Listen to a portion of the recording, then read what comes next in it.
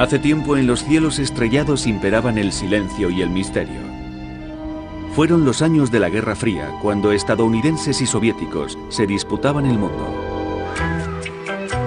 Por entonces, en una pequeña playa italiana, los jóvenes descubrían la Dolce Vita. Y de lo único que se ocupaban era de pasarlo bien. Bueno, casi todos. È molto tempo che siete radioamatori? Io da circa 8 anni, mio fratello invece soltanto da 6. E come mai avete scelto come passatempo un'attività tanto fuori del comune? È molto emozionante, è proprio una cosa che colpisce, sentire voci di altri uomini che giungono da paesi così lontani. Eravamo tutti molto spensierati. Entonces éramos muy despreocupados. Io amavo molto questo tipo di vita. Lo tomábamos todo a la ligera. Questo ragazzo nuovo Me gustaba esa forma de vivir. Pero ese año conocí a un chico algo más serio. Mientras los demás bailábamos, él se ocupaba de poner los discos. Era lo que más le gustaba. Había un abismo entre él y su hermano.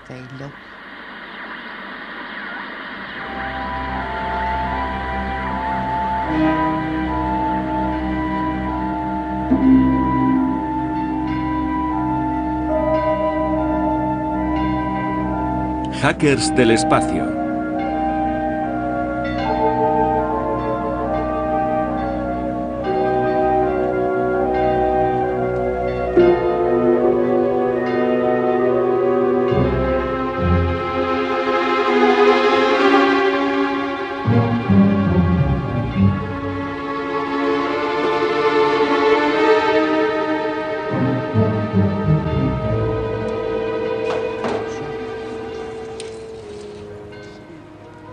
Achille y Giambattista Giudica Corbiglia. Su pasión por la radio comenzó en 1950. Siendo adolescentes, los hermanos hacían extraños experimentos en el ático de su casa.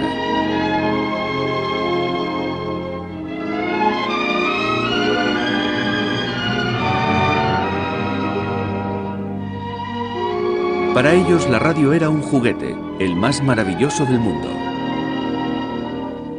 Las voces de los radioaficionados rebasaban todas las fronteras gracias a las frecuencias de onda corta que daban alas a sus sueños.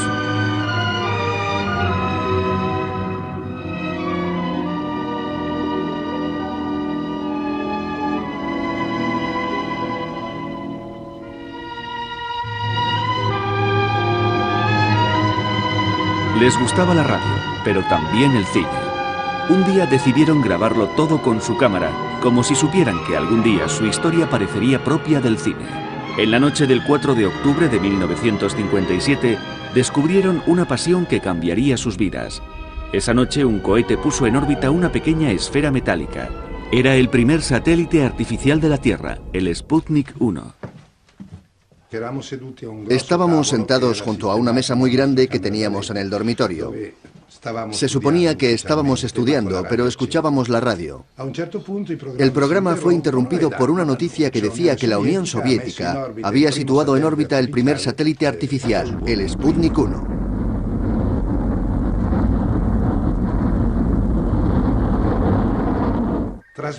Ya estaba funcionando y citaron la frecuencia.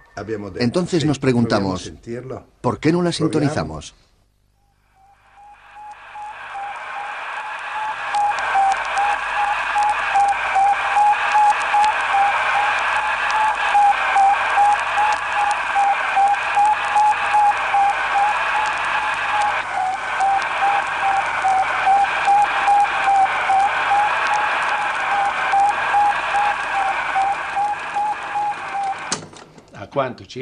Fuimos los primeros en captar aquellos famosos bips.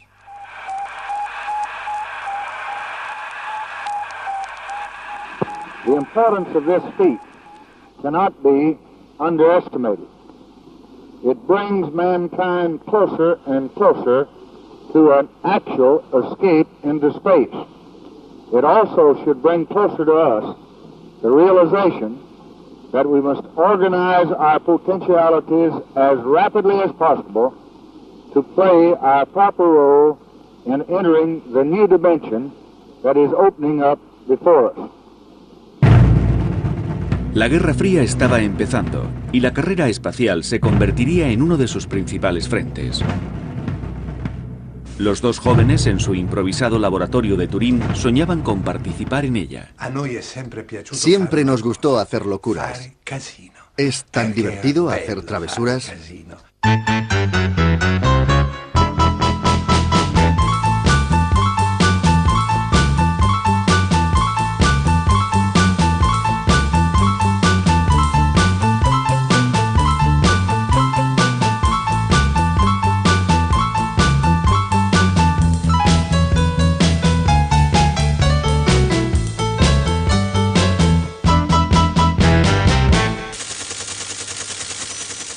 Un mes más tarde, los soviéticos marcaron un hito. Pusieron el primer ser vivo en órbita. Una perrita llamada Laika, que pronto se haría tan famosa como Lassie. Esa noche captamos la señal telemétrica del satélite y también un sonido curioso, extraño. Según mi hermano, que había estudiado medicina, eran los latidos del corazón de Laika.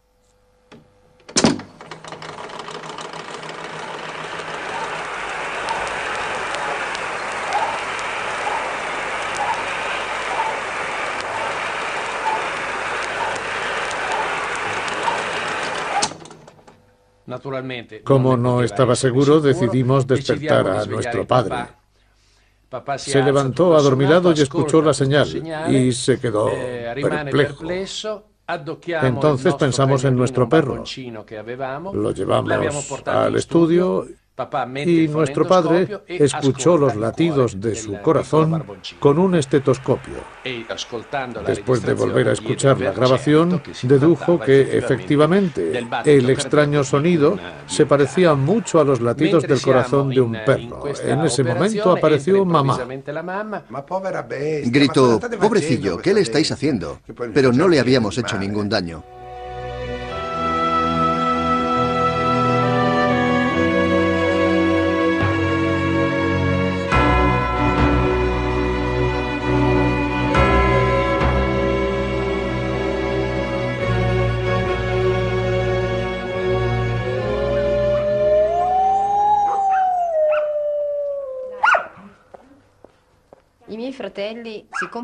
Mis hermanos se complementaban.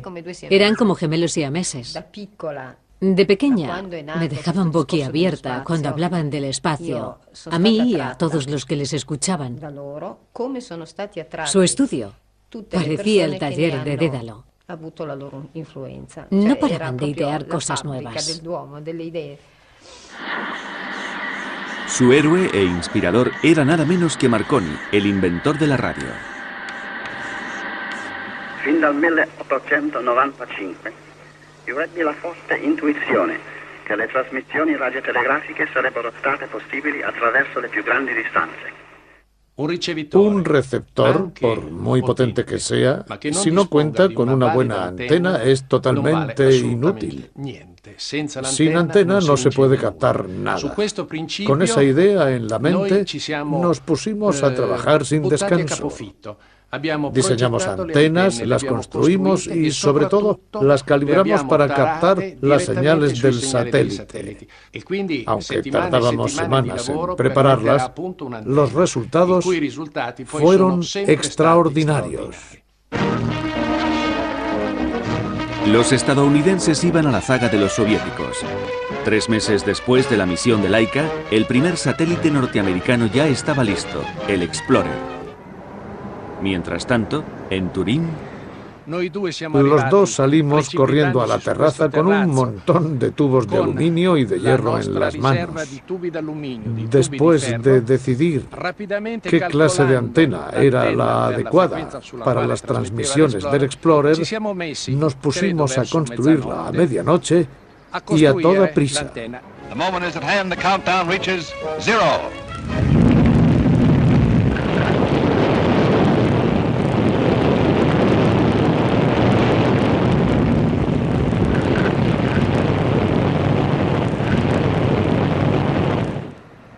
De repente oímos una voz estridente en plena noche. El vecino de abajo se asomó por la ventana gritando: ¡Dejad de hacer ruido! ¡Quiero dormir! El vecino tenía razón. Era más de medianoche. La ciudad estaba en silencio. No se oía ningún ruido. Pero en nuestra terraza teníamos montado un concierto de limas, martillazos, llaves y sierras. Le dijimos: lo sentimos, pero compréndanos.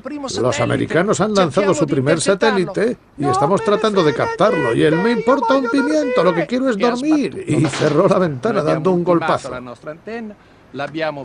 Terminamos la antena y la orientamos según la trayectoria que seguiría el satélite. De repente la señal continua del Baby Luna, el Explorer 1, surgió en nuestros receptores. Por supuesto la grabamos.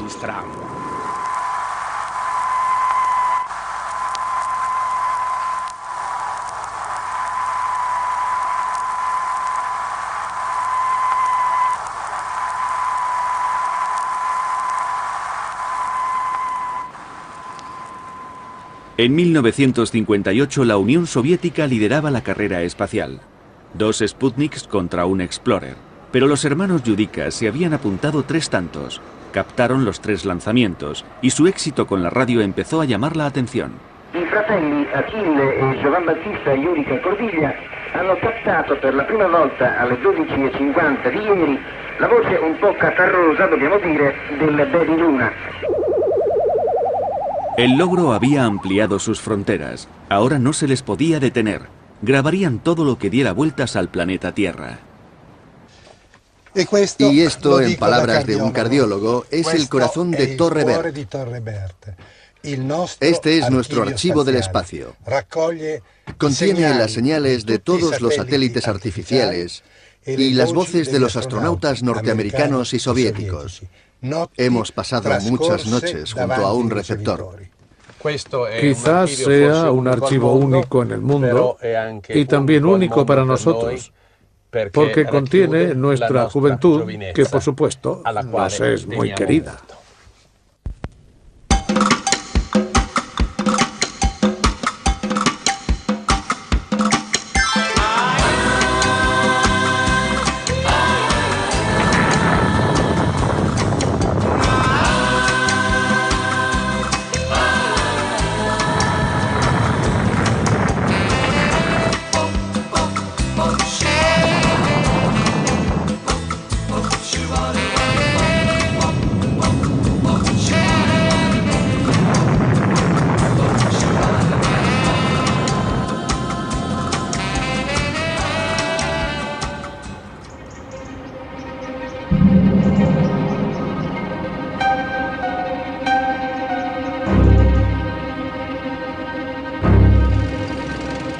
La tensión entre las 2 superpotencias había llegado a tal punto que amenazaba al mundo con un conflicto nuclear.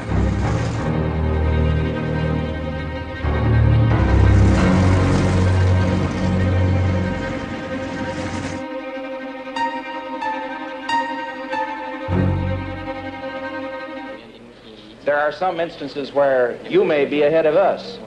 For example, in the development of the thrust of your rockets for the investigation of outer space. There may be some instances, for example, color television, where we're ahead of you. Because after all, you don't know everything. If I don't know everything, then I would say that you know absolutely nothing about communism. Nothing except the fear of it. Tanto soviéticos como estadounidenses guardaban celosamente sus secretos. Los hermanos turineses escuchaban furtivamente transmisiones que no debían ser escuchadas.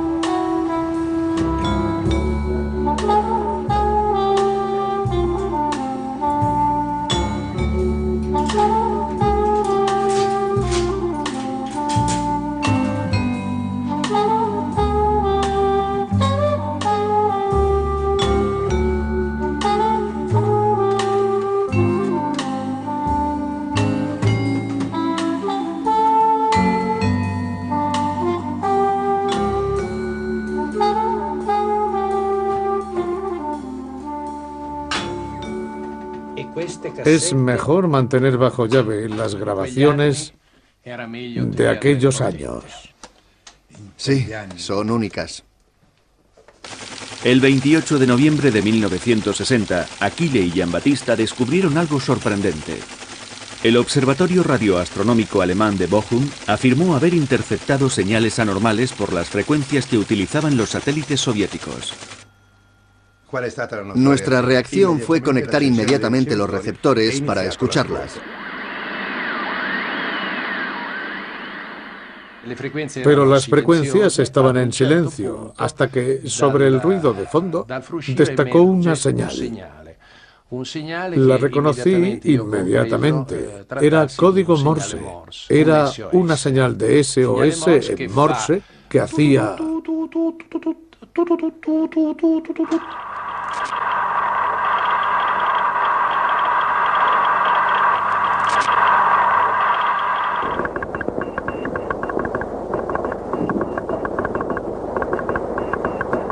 Con nuestro sistema detectamos el efecto Doppler.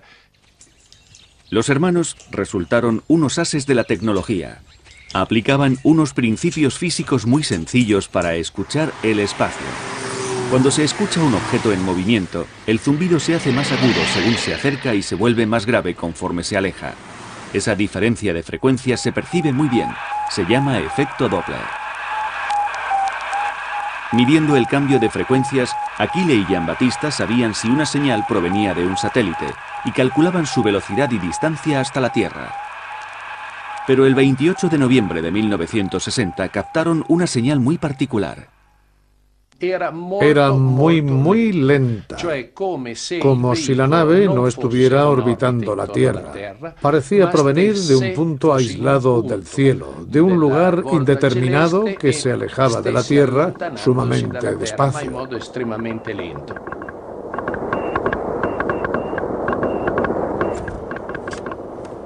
La estación de Bochum confirmó que las frecuencias identificadas por Giambattista y Achille eran correctas. La radio suiza e italiana se puso en contacto con los dos hermanos, buscando fuentes independientes en un medio altamente politizado. Los chicos se habían convertido en expertos en la materia.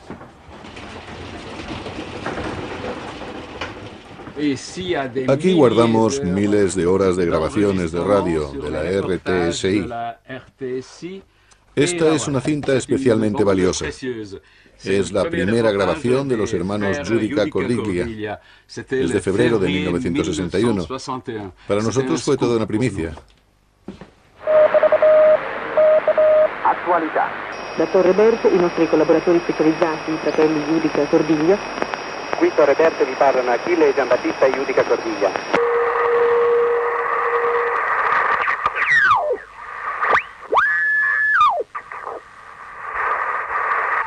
Se sabía que los soviéticos estaban preparando una gran operación.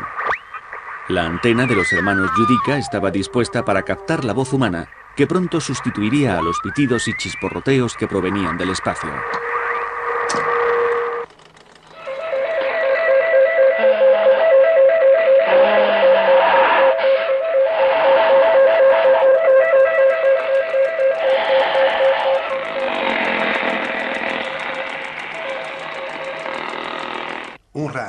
Oímos una respiración entrecortada, con sofocos. Una respiración que parecía la de un paciente con enfisema. Y a continuación, algo que delataba la presencia de una persona. Al fondo se oía un latir rítmico.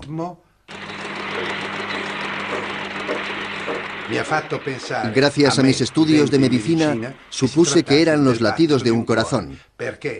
Junto con la pulsación global se notaba una pulsación acelerada que hacía pausas y comenzaba de nuevo. En otras palabras, una extrasístole. Los hermanos necesitaban que alguien les confirmara lo que habían escuchado. El doctor Dogliotti era el cardiólogo más reputado de Italia. Y casualmente, profesor de Achille. Pensamos en el profesor Dogliotti y le llamé personalmente. No era una hora apropiada, eran las 10 de la noche, pero me contestó. Le expliqué lo que estábamos haciendo y me dijo que vendría inmediatamente. Después de escuchar la cinta varias veces, pude distinguir dos ritmos. Uno, cuya estructura básica era similar a los latidos del corazón, y otra segunda serie de sonidos que claramente delataban una respiración forzada. Eran jadeos. 2 días más tarde, la Unión Soviética anunció que había puesto en órbita una nave que pesaba 7,5 toneladas y que se había desintegrado. Extraña coincidencia. La carrera espacial estaba a punto de entrar en una fase decisiva.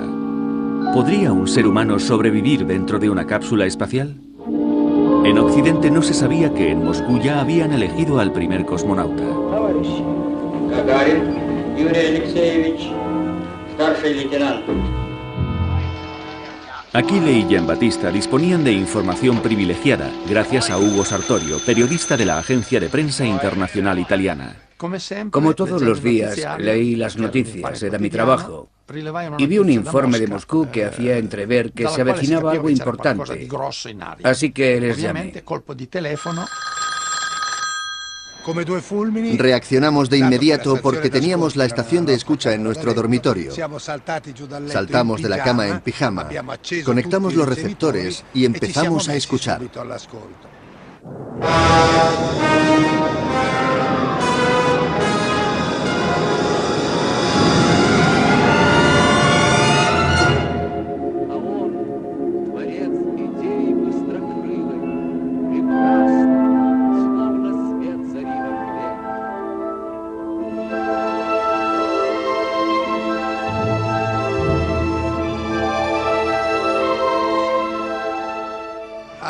Oímos un zumbido y esperamos a que alguien hablara por radio. Pero nadie lo hizo, solo se oía un pitido. ¿Te acuerdas?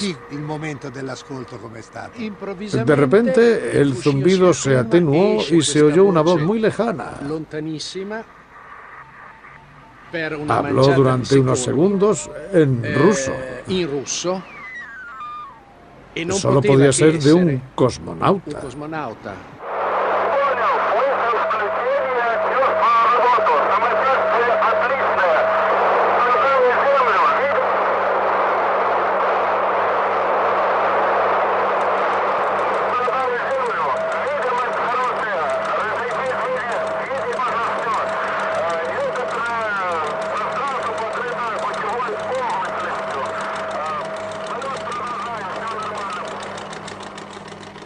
Yuri Gagarin estaba de visita en casa de los Giudica Cordiglia.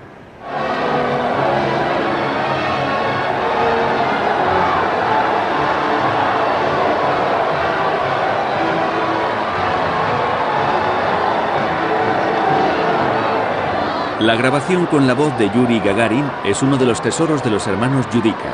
Fue su contribución al éxito soviético. Los norteamericanos tenían que darse prisa si no querían perder la carrera. The exploration of space will go ahead, whether we join in it or not. And it is one of the great adventures of all time.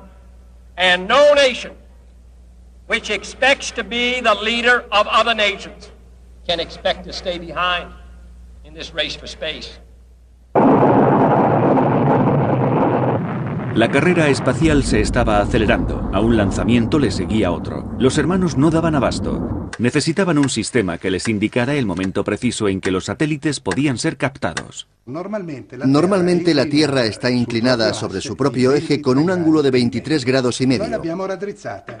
Nosotros la enderezamos y creamos un modelo de la órbita de los satélites alrededor del globo.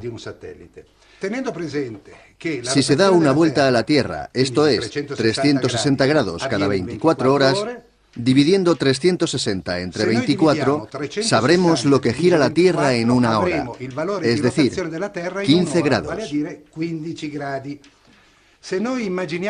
Si un satélite tiene un periodo de giro de 90 minutos, eso hace que en una hora gire 15 grados más 7 grados y medio. La Tierra habrá dado una vuelta respecto al satélite de 22 grados y medio. ¿Se podría entonces ver electrónicamente el satélite desde Turín? Parece ser que sí. Y ahora viene el segundo problema. ¿Cuándo debemos captar sus señales? Para eso hemos preparado unas tablas de conversión. En 24 horas hay 1440 minutos. Entonces, si escuchamos a ese hipotético satélite a las 6:34, sería 394 minutos después de la medianoche. Si a los 394 minutos le sumamos los 90 minutos del giro del satélite, obtenemos 484, lo que equivale a las 8 horas y 4 minutos. Lo podemos escuchar a las 8:04.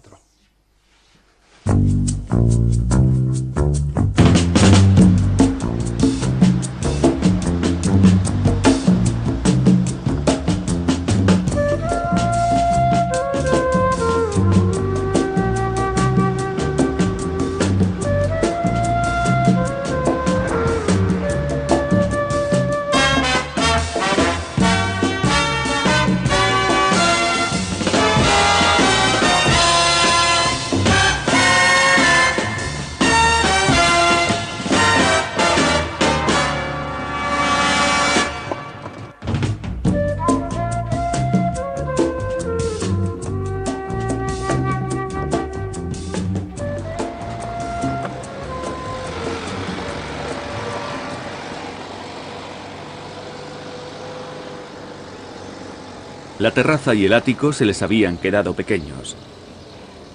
Necesitaban más espacio para su antena. Ahí está el búnker. Sí, ahí está. Un poco más a la izquierda. La han puesto sobre la Torre Bert. Ya la veo, ahí está. Como si fuera la superintendencia. Así es, ya estamos. Encontraron un viejo búnker alemán donde situaron la estación de escucha independiente más famosa del mundo, la Torre Bert.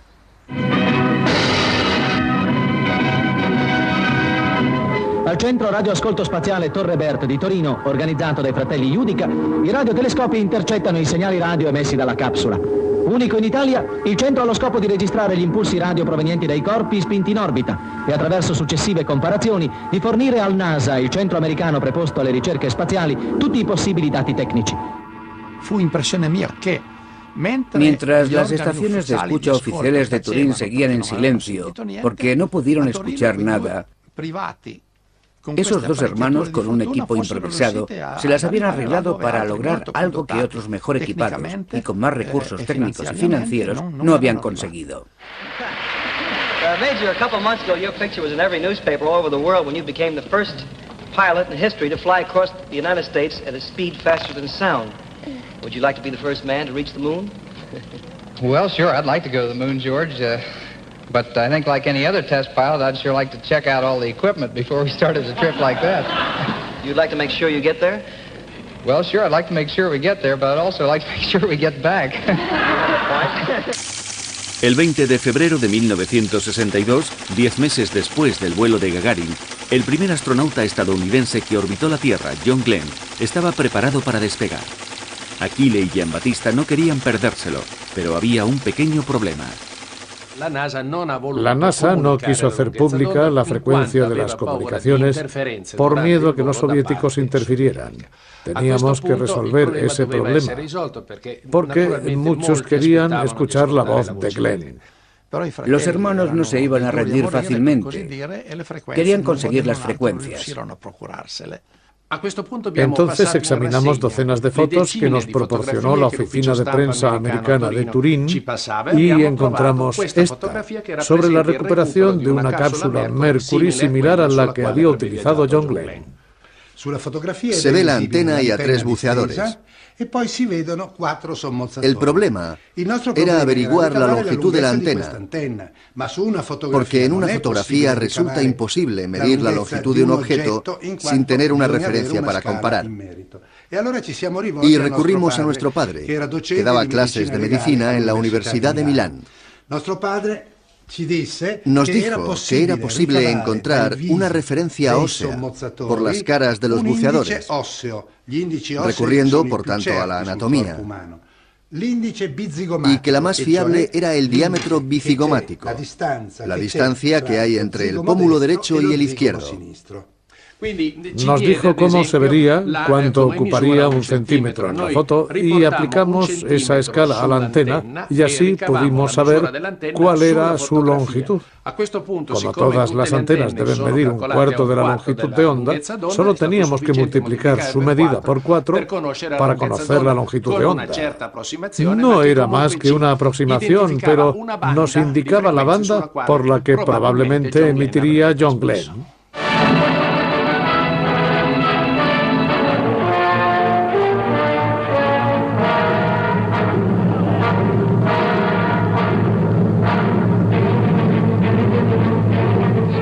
This is the climax of 3 years of training. This is the moment when the eyes of the world turn to Cape Canaveral. The Russian orbits were in a thick fog of secrecy. The United States stands or falls in the white-hot glare of worldwide publicity. Nos preocupaba que no pudiéramos oír la voz de Glenn, especialmente porque el cónsul norteamericano en Turín nos había pedido que le invitáramos a escucharla. Por supuesto, haré de traductor, nos dijo. Y eso hizo que aumentara nuestro nerviosismo.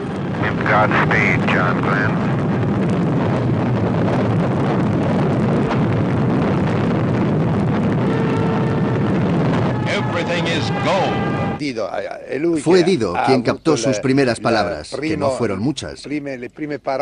La primera vez que Glenn habló, no parábamos de pedir silencio a todos los que nos rodeaban.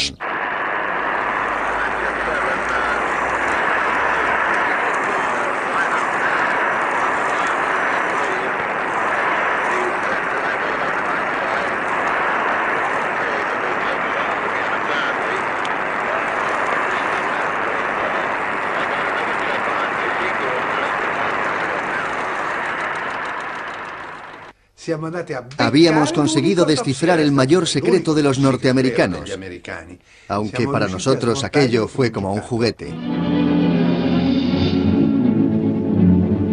Como bien saben los piratas informáticos, descubrir secretos puede resultar peligroso, pero es el riesgo lo que da emoción al juego.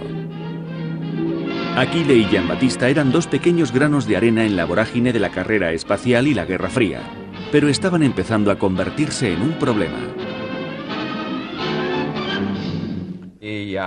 Hace unos 15 años me encontré con el embajador soviético en Suiza y me confesó que en los años 60 había sido agente del KGB en Italia.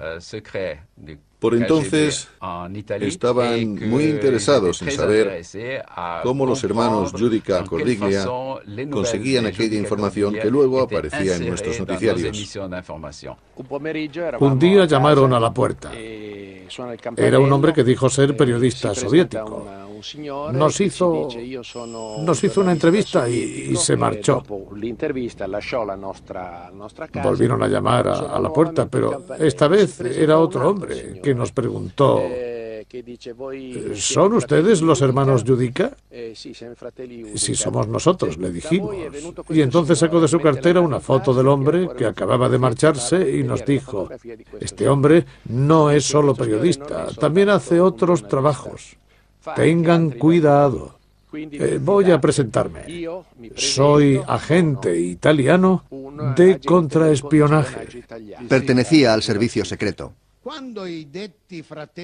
Cuando los soviéticos entraron en contacto con los hermanos Giudica Cordiglia, decidimos hablar con ellos en calidad de agentes de contraespionaje.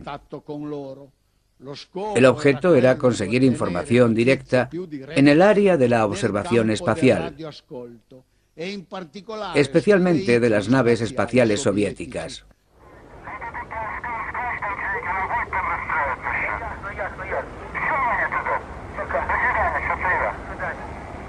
Ecco la traduzione fatta dalla signorina Maria Teresa Judica Cordiglia. Che cosa dicono? Pronti per il controllo. Riproviamo. È necessario, se bisogna, portare al più presto eventuali modifiche. Come? Non è ancora controllato? Provo io ora. Arrivederci. Le due calamite mis hermanos querían entender lo que decían los astronautas rusos. En aquellos años no era fácil conseguir un intérprete de ese idioma. Así que hice un gran esfuerzo para aprenderlo. Yo entonces era capaz de hacer cualquier cosa que pudiera servirles de ayuda porque les idolatraba.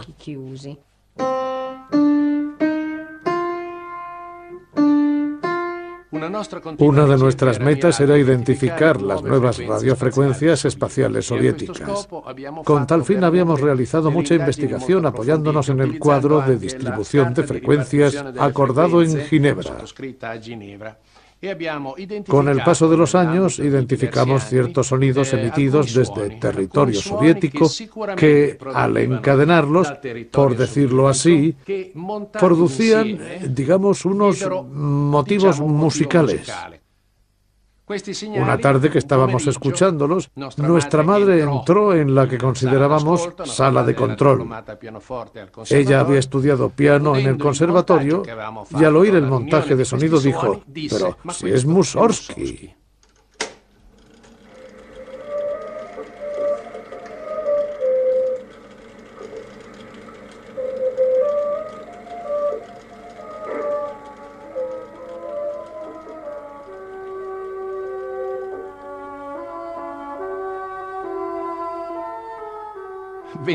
Uno o dos días después de haber escuchado estas señales, la Unión Soviética realizó un lanzamiento.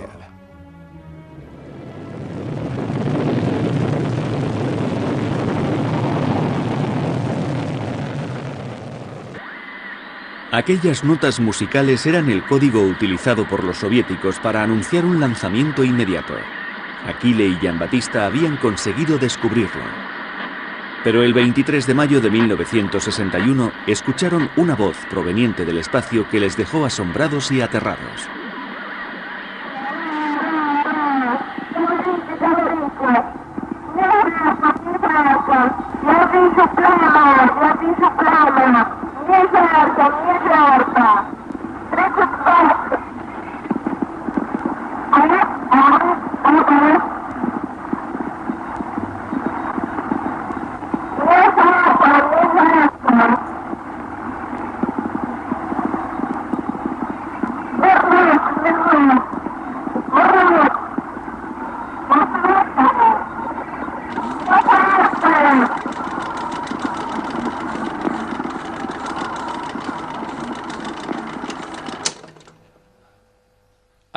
¿Qué sería lo que estaba pasando?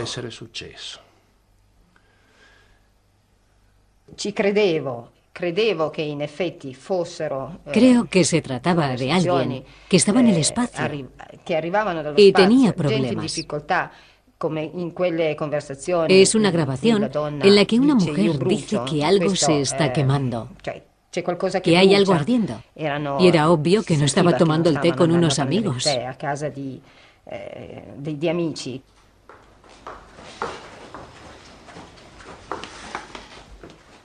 Dido, el café. Muchas gracias.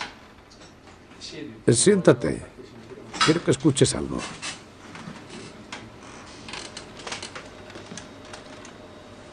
Le giornate a Torre Verde erano frenetiche. Los días de la Torre Verde eran frenéticos, pero también muy emocionantes.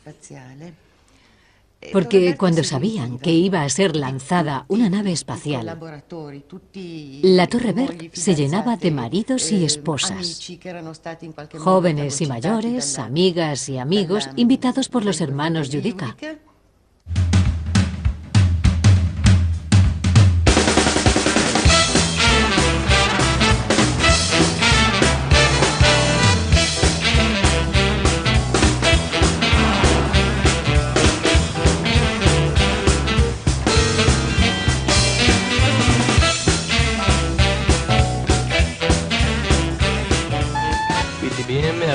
Torrebert, qui TBM, passo.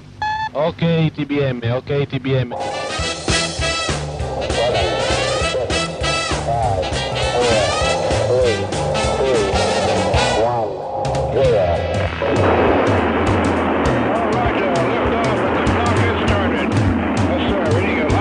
Gli sviluppi per il 1963 del centro Torrebert sono ben definiti e determinati.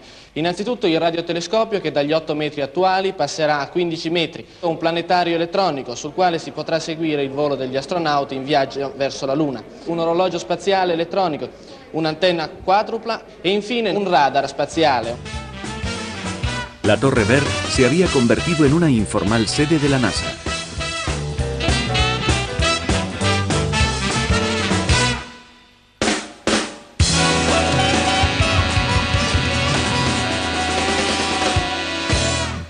En 1963, Mike Bongiorno nos llamó y nos invitó a su programa de televisión.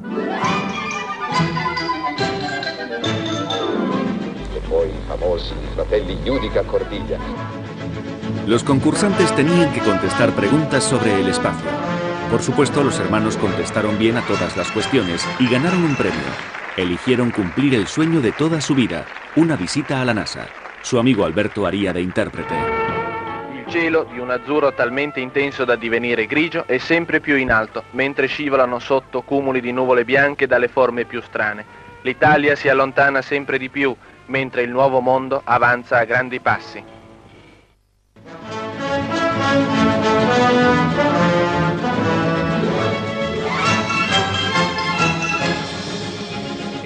Llegamos a Nueva York y luego fuimos a Washington, al número 400 de Maryland Avenue. Nunca pensamos que llegaríamos a conocer aquel lugar. Era un enorme edificio blanco. Las oficinas de la NASA estaban en la planta superior. Allí, uno de los altos cargos de la NASA estaba esperando a dos pobres muchachos con una maleta y un magnetófono. Entramos en el despacho del señor Hausmann y hablamos con él por medio de Alberto. Al cabo de un rato sacamos el geloso, el legendario magnetófono, y luego la cinta grabada. La llamábamos la bobina, con mayúsculas, porque contenía la voz de Glenn. Apretamos los botones y se oyó Mercury Control, Mercury Control. Cuando se escuchó la voz de Glenn, el señor Hausmann dio un salto en su asiento, porque esa grabación no debía haber llegado hasta nosotros. Nos dijo entonces, no es posible. Y lo hizo con una sonrisa que parecía estar diciendo, me estáis metiendo en un lío. El gesto amable de su cara desapareció ante aquellos italianos desconocidos. Recuerdo que le dije, sí es posible. Y él, no. Alberto, explícaselo. Llamó a un compañero que vino al cabo de 5 o 10 minutos. Una vez más pusimos la grabación con la voz de Glenn y exclamó, maldita sea. No podía dar crédito a lo que había oído. ¿Qué ha pasado? Esto no debía estar aquí. El señor Hausmann dio por terminada la primera parte de nuestra entrevista diciéndole al señor Morrison, debemos tener más cuidado con lo que se filtra porque si ellos han podido hacer esto, también podrán hacerlo los soviéticos, me dije yo. Aquile y Giambattista sabían cosas que interesaban mucho a la NASA, pero los hermanos querían algo a cambio de su información. No conocíamos al menos dos frecuencias de las que usaban los soviéticos. Por supuesto, nos podíamos fiar de la NASA, pero la NASA no se fiaba de nosotros. ¿Quién hablaría primero? Finalmente llegamos a un acuerdo. Dido y Aquile les darían a conocer dos frecuencias y el grupo técnico de la NASA allí presente les confiaría a ellos otras dos. En total silencio empezamos a pasarnos notas unos a otros. Cada uno ponía una cifra. Cuando terminé de anotar la primera frecuencia, el hombre a quien se la entregué me dijo con una media sonrisa, Correcto. Entonces le dije a Alberto, ahora nos toca a nosotros. Le dimos una nota en blanco y él escribió un número. Me lo pasó y yo escribí otro. A continuación escribió el tercero y cuando terminamos le dije, correcto. Pero yo no sabía si era correcta, porque era una frecuencia totalmente desconocida. Al regresar a Italia decidimos comprobar si las frecuencias funcionaban y así fue. Cuando salimos del ascensor y dejamos el edificio de la NASA, nos estaba esperando un coche del gobierno americano. Los tres nos dimos un abrazo muy fuerte, un abrazo liberador. Estábamos muy contentos por haber resuelto lo que para nosotros era un gran problema. El problema se llamaba NASA, NASA.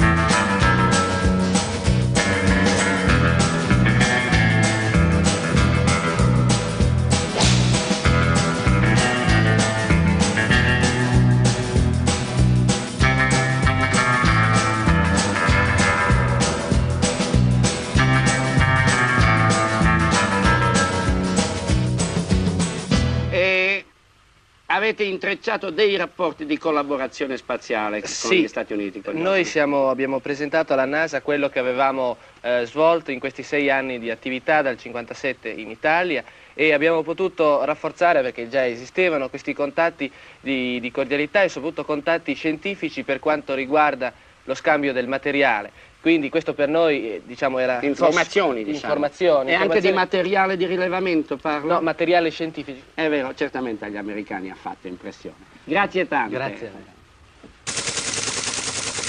Los soviéticos se tomaron la aventura americana de los hermanos como una provocación. El general Kamani abrió las hostilidades el 7 de abril de 1965.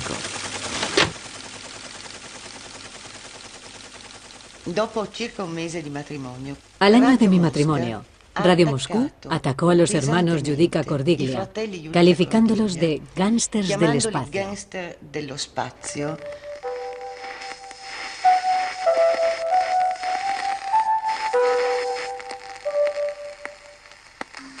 Radio Mosca. Nel marzo di quest'anno il quotidiano milanese Corriere della Sera ha pubblicato un articolo sui cosmonauti sovietici feriti nel cosmo.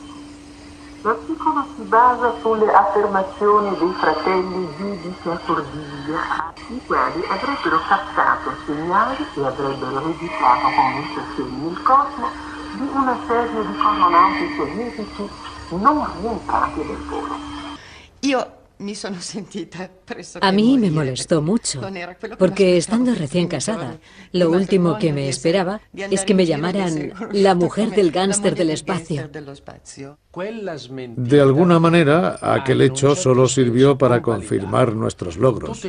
Habíamos tenido éxito con un equipo muy pobre y medios escasísimos, e incluso habíamos llegado a incomodar a un Estado como la Unión Soviética, un Estado muy poderoso. Además, habíamos hecho públicas algunas grabaciones que habíamos captado y estas llegaron a suponer algunos problemas y molestias para ellos.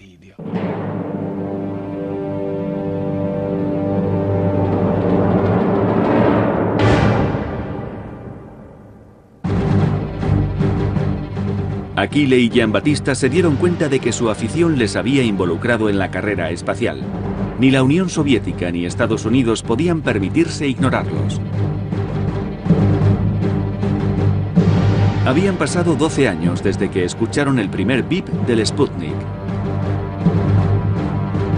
Aquella noche en Torre Verde, todos los sistemas estaban funcionando. Retransmitían en directo a través de la radio suiza italiana. Era la noche del 20 de julio de 1969. a 400 piedi di altezza, 3x4, 12, sono 1200 metri. 100 metri soltanto dalla superficie, 100 metri possiamo quasi... Sono discesi in questo momento, è stato attuato l'impatto sulla superficie della Luna. È una cosa formidabile. Per la prima volta nella storia l'uomo è deciso sul satellite naturale. Un sogno di secoli è stato coronato veramente in una maniera perfetta, veramente in un modo formidabile. È una cosa che ci riempie di brividi. Armstrong ha gridato: siamo giù. It's one small step for man, one giant leap for mankind. Un hombre caminando por la luna, y millones de telespectadores lo contemplaban en directo. Lo tenían frente a sus ojos. Fue el final de una era. Se acabó el misterio. Sí, adiós. Sí, el misterio se acabó. Ahora se podía ver todo en los noticiarios. La investigación por medio de receptores de radio había terminado.